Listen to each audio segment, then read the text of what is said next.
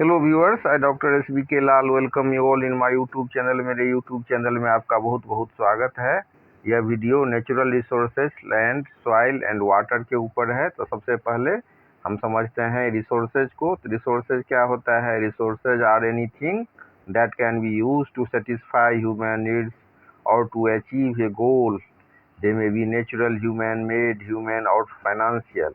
तो संसाधन वे सभी वस्तुएं, साधन, व्यक्ति या सुविधाएं हैं जिनका उपयोग मानव अपनी आवश्यकताओं की पूर्ति के लिए तथा विकास के लिए करता है। अगर हम टाइप्स ऑफ रिसोर्सेज की बात करें तो इसमें आता है natural resources, human resources, human made resources, financial resources. तो जो वस्तु उपयोगिता और मूल्य रखती है तथा मानव की आवश्यकताओं की पूर्ति करती है उसे ही हम संसाधन कहते हैं। Anything that has utility and value and can be used to meet human needs is called resources. अब हम यूटिलाइजेशन ऑफ रिसोर्सेज की बात करें तो संसाधनों का उपयोग का अर्थ होता है उपलब्ध संसाधनों का उचित, संतुलित और प्रभावी ढंग से उपयोग करना ताकि मानव की आवश्यकताओं की पूर्ति और विकास सुनिश्चित हो सके। अगर हम इम्पोर्टेंस ऑफ रिसोर्स यूटिलाइजेशन की बात करें तो इसी के चलते होता है economic development, improved living standards. उसके बाद मतलब हमारा लिविंग स्टैंडर्ड इम्प्रूव होता है, रिसोर्सेज का कंजर्वेशन, चाहे सस्टेनेबल डेवलपमेंट हो या एम्प्लॉयमेंट जनरेशन। तो ये सब चीज़ क्यों होता है? क्योंकि सही ढंग से अगर यूटिलाइजेशन होगा रिसोर्सेज का तभी ये चीज़ ठीक से हो पाएगा।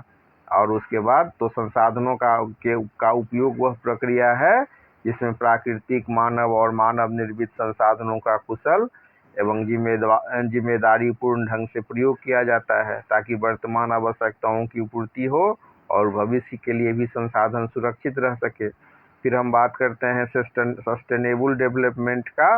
तो sustainable development is a development that meets the needs of the present without compromising the ability of future generation to meet their own needs। सतत विकास वह विकास है जो वर्तमान पीढ़ी की आवश्यकताओं को पूरा करता है लेकिन भविष्य की पीढ़ियों की आवश्यकताओं को पूरा करने की क्षमता को नुकसान नहीं पहुंचाता है। अब संसाधन का संरक्षण जो है बहुत आवश्यक है।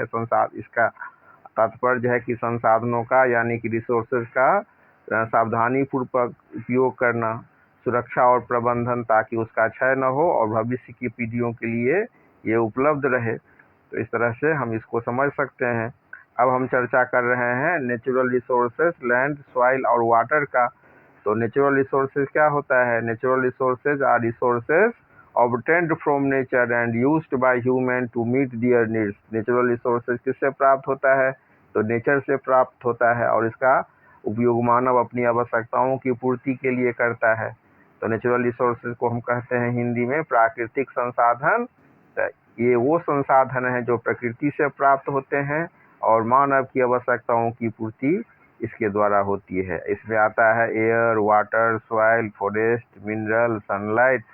तो अगर हम टाइप्स की बात करें नेचुरल रिसोर्सेज का तो एक होता है रिन्यूएबल सोर्सेज जिसका पुनः नवीकरण हो सकता है, जो पुनः प्राप्त हो सकता है, उपलब्ध हो सकता है। और दूसरा होता है नॉन रिन्यूएबल रिसोर्सेज, या जैसे कि जो एक बार यूज हो गया तो फिर जल्दी से नहीं बनेगा, नहीं उपलब्ध हो पाएगा। तो इसमें आता है कोल, पेट्रोलियम, नेचुरल गैसेज। अब चर्चा कर रहे हैं लैंड रिसोर्सेज का। तो land is a valuable natural resources that support agriculture, industries, forest, settlement and transportation.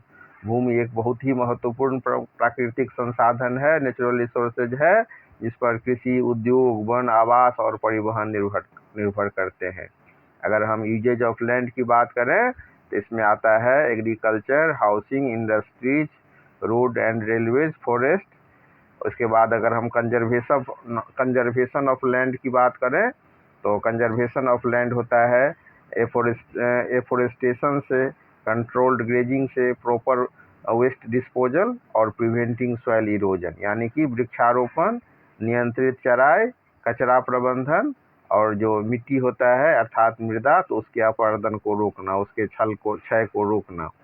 अब हम मृदा क्या होता है, सॉइल क्या होता है? The soil is the uppermost layer of the earth's crust that supports plant growth। मृदा अर्थात मिट्टी पृथ्वी का वह ऊपरी परत है जिसमें पौधे उगते हैं। और उसके बाद हम चर्चा करते हैं फॉर्मेशन ऑफ सॉइल का, यानी कि मिट्टी का फॉर्मेशन कैसे हुआ। The soil is formed by the weathering of rocks over thousand of years. अब चर्चा करते हैं इम्पोर्टेंट ऑफ सॉइल का, तो इसमें आता है supports agriculture, provides nutrient to plants, habitat for many organism, stores water. और सॉइल कंजर्वेशन की बात करें तो इसमें आता है terraces farming, control ploughing, control, उसके बाद एफोरेस्टेशन, क्रॉप रोटेशन। अब चर्चा कर रहे हैं वाटर रिसोर्सेज का। तो water is one of the most essential natural resources for all living organism. जल सभी जीवों के लिए अत्यंत आवश्यक प्राकृतिक संसाधन है। और इसका यूज सब क्या होता है, तो ड्रिंकिंग वाटर में, एग्रीकल्चर में, इंडस्ट्रीज में, और आजकल हम देख रहे हैं हाइड्रोइलेक्ट्रिक पावर जनरेशन, तो जल विद्युत भी होता है। जल विद्युत का भी के रूप में भी जल का उपयोग होता है। तो अब हम इसको समझते हैं कि नेचुरल रिसोर्सेज क्या होता है, तो जो नेचर से प्राप्त होता है और ह्यूमन के द्वारा यूज होता है, resources obtained from nature and used by human. उसके बाद लैंड क्या होता है, a nature resource use to agriculture, housing, industries and transportation. और सॉइल क्या होता है, the upper layer of earth that supports plant growth.